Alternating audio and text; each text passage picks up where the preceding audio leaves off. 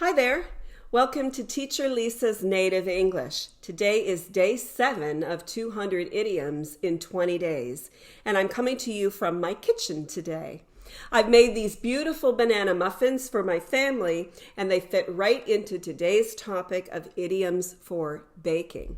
So before we start to look at numbers 1 to 10, I'd like you to click down below on the subscribe button to make sure that you don't miss any of my videos, and turn on the bell notification as well.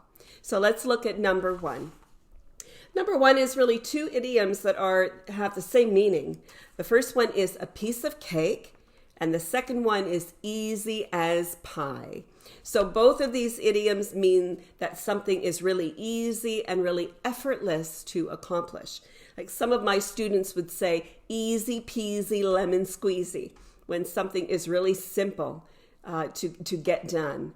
Let's say, for instance, you're writing a biology exam at school, and when you get home, your mom and dad say, well, how was the exam? And you say, oh, it was a piece of cake. It was easy as pie. No problem there. So those are two really common idioms. Number 2 is a smart cookie. You would use this idiom to refer to a person who is really, really smart, or we could say really sharp-minded. They're very clever. They have great ideas. They always have an answer to your questions, and they always have great information readily available whenever you ask them a question. So a smart cookie can be male or female, but someone who is really smart and really sharp and really, really clever. Number 3, as slow as molasses. When something is as slow as molasses, it's not just slow, it's painfully slow. Let me give you an example. Let's say you're at a restaurant and you've ordered your drinks and you got your drinks. You ordered your appetizers and you got your appetizers. And then you ordered your main entree, your main dish.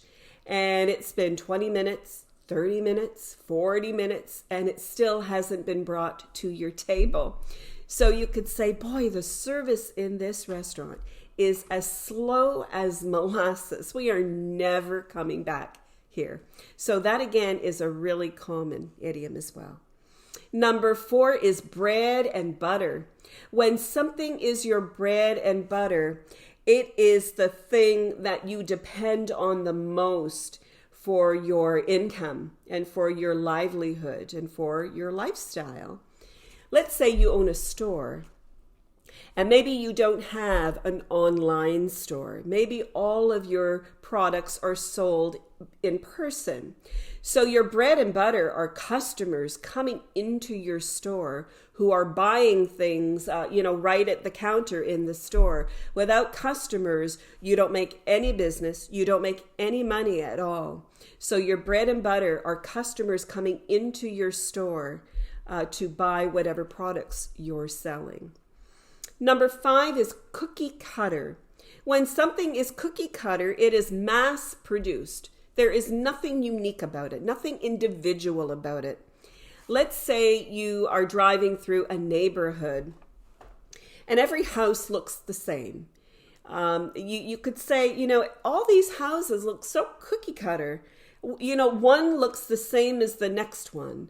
Maybe the landscaping in front of each of the houses is the same as well.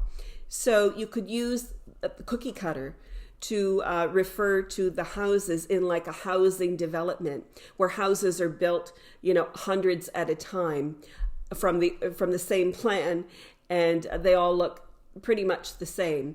Not much uniqueness, not much individuality in the way that they look. So they're cookie cutter. Number 6 is half-baked, and we put that adjective very often with the words half-baked idea or half-baked plan to make a collocation, words that naturally go together.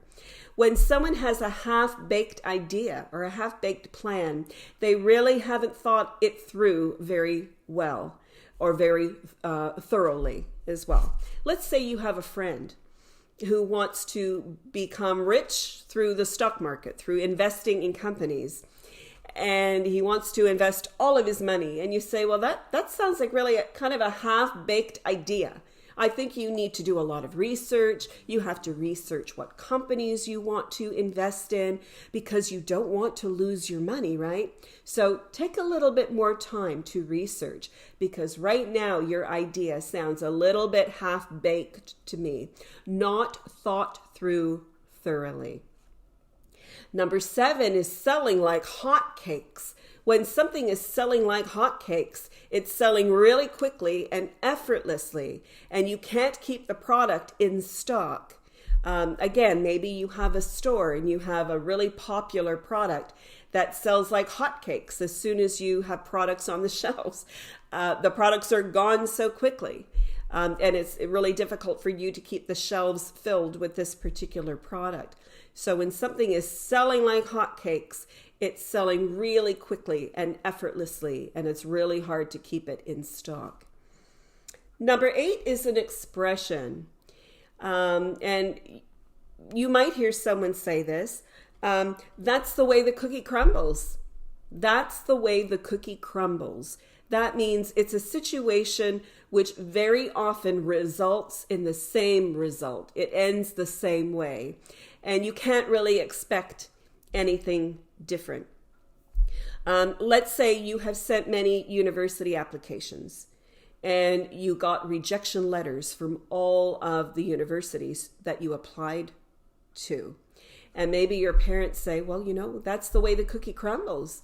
The competition to get into universities now is so high and it's really difficult. Maybe you need to go back to school for one more year and maybe try to upgrade some of those marks so that you're in a better position to get into university.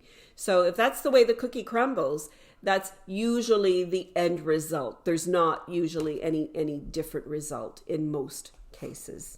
And you shouldn't expect a different result. Number 9 is the best thing since sliced bread. And we sometimes will use this when we're talking about a brand new food product. The thing that comes to my mind right away is Japanese cheesecake, which is fairly new here in Canada. And you think, boy, it's the best thing since sliced bread. It's so light and fluffy. You don't even feel like you're eating cheesecake. It's so delicious.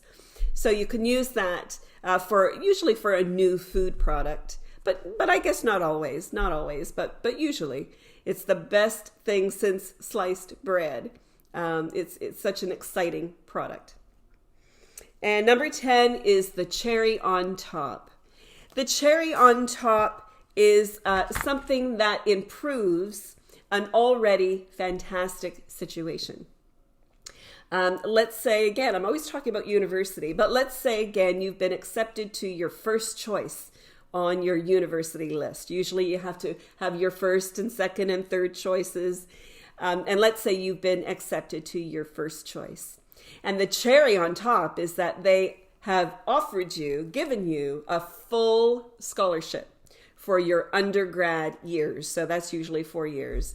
They've given you a full scholarship. So you don't have to pay tuition. All your residence fees are paid. You only have to pay for your food. So that is the cherry on top. Something in addition to an already fantastic situation. So let's review.